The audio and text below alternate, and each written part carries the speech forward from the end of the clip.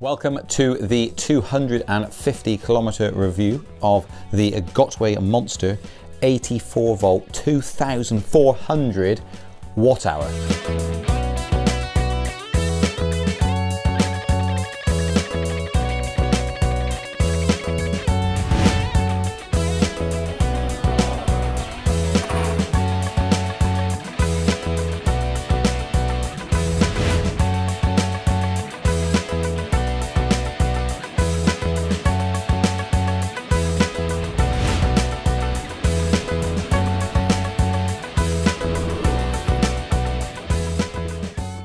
What an absolute beast or monster this machine is.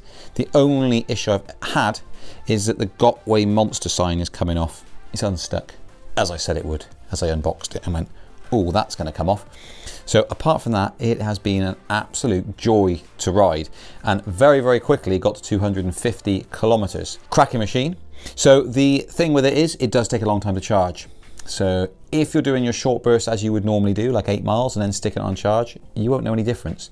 But if you're riding it and running it right down, then it takes around about 23 hours-ish to charge with one charger.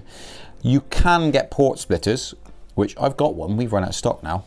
Probably need to get some more in at some point, but you can split the port, so you can have 2 chargers, charge twice the speed. So that's pretty neat.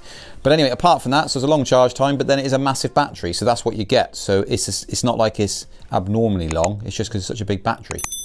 It would be the same with any other wheel. If you cranked up the watt hour size from the measly 1000 watt hour to 2400, then yeah, you would notice a difference in charge time. So there's that. The button's working underneath there. That's lasted despite it carrying all that heavy weight, pushing on those micro switches, essentially lifting all that weight onto a little circuit board in there, really. But that's worked absolutely fine, no issues whatsoever. There is nothing wrong with this wheel at all, so it's performed flawlessly. Have dropped it a couple of times. You've seen one of those crashes already. I had another off trying to go up an incredibly steep bank, and it smashed its little face into the side there. But all in all, the shell has held up really, really well, considering it's such a massive beast of a machine, and I haven't really let the thing go, fly off on its own to bounce down some stairs or anything like that. Talking of stairs or steps, because it's such a big machine, it's a pleasure really to just drop off these things. You just float down them. So it's a sequence of steps we went down, and it just goes whoop, whoop, whoop, whoop, all the way down. Nice and soft, this huge tyre.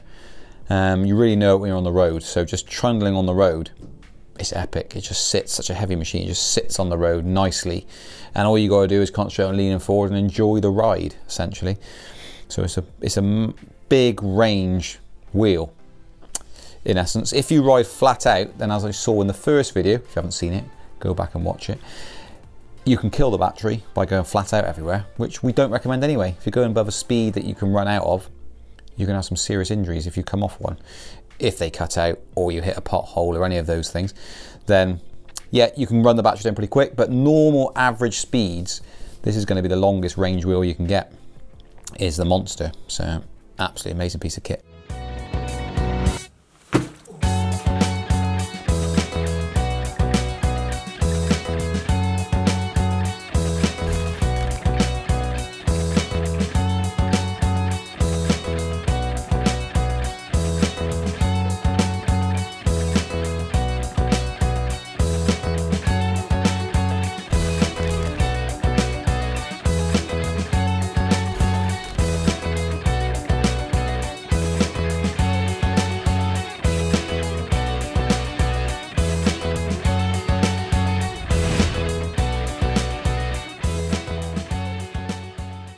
The only thing I would say is the rear lights, and they haven't changed since we were riding these on the 1000 miler. They are not massively bright. What would be nice is a big red rear light. What it's got is a little strip at the back that cycles through rainbow colours. Not the brightest, and because there is no mudguard, you get mud up it and it covers those lights anyway. So if you're going into darkness or dusky sort of time, you need to get your gloves, which you'll probably be wearing if there's mud, and just wipe that off. So the lights are revealed again, and just keep that in mind essentially. Apart from that, it's been fine in terms of actually riding the thing. The foot plates are adequately big. They're high enough up so they're not always fouling on stuff. So off-road and on-road, This really is the king. The only thing you're losing is agility. So if you're trying to do a slalom, then you know it's going to be more effort to actually ride this thing. But in every other area, in terms of someone that rides a lot, then it's going to be perfect for you. And the same as I was saying really in the first video we did. If you're doing like a 1 mile commute, this is going to be massively overkill.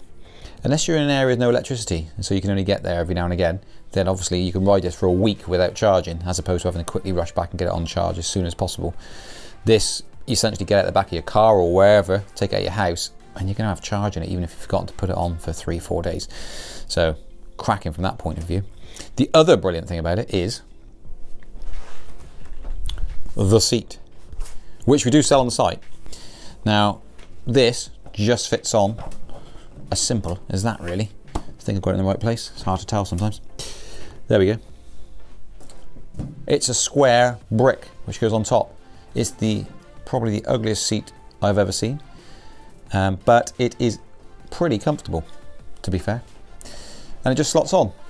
And so if you're doing huge distances, then this is going to what you need. You just have to sit down, and the fact that the body's so high because it's such a big machine, you're still pretty locked in, but you're not as much with the likes of the video we just done of the KS16X, that you are pretty low down because it's not as high a machine. Whereas this one, with the height of this added on as well, is pretty high up, pretty comfortable, easy to get up and down when you sat on it. If you want to keep it on there all the time, it doesn't tend to get in the way of your legs because the body's quite high up, as I said, so it's sort of clear of that. It's a little bit in the way, but not as much as some seats. It just sits there, you hardly know, and when you want to have a sit down, you just plonk your bum down, sit on it for a little while, and this big thick pad absorbs the bumps and the knocks, so worth getting.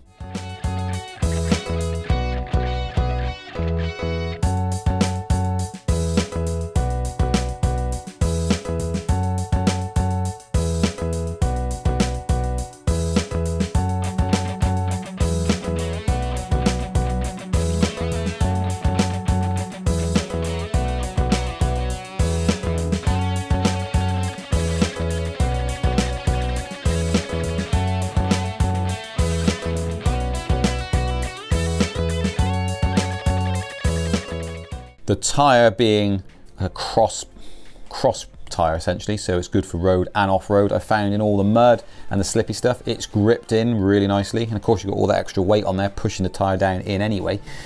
It's gripped, absolutely plentiful. And on the road, it's stuck to the corners, especially damp road. It's been working fine, so we've had a lot of rain. It's been fine. Ridden this in the rain, no issues whatsoever. Yeah, it's really, really good. So I'm going to try and crack on now and get to the 650 kilometre, which again probably won't be that long. It has just been a real joy to ride. The only thing is, it's just big and heavy, so carting it around, putting it at the back of your car, carrying it up 2 flights of stairs is hard work, but it's definitely worth it. If you've never ridden a monster, give it a go. Don't give it a go for 2 minutes, because it's a complete sea change to what you used to be riding, basically, what you're used to riding. You're going to find that it's just lethargic to turn left and right, and then when you lean forward, you're like, come on, come on.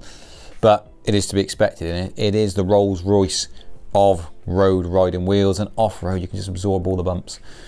It's just really, really good. So I'm going to crack on with this, get to 650 kilometres, and then I'll bring you another review on it, and then of course it'll be the final one, 1,000 kilometres. But so far, I definitely encourage you, if you can try one before you buy, do that. And if you're really thinking of getting it, I don't think you'll be disappointed. So I'll see you on the next one.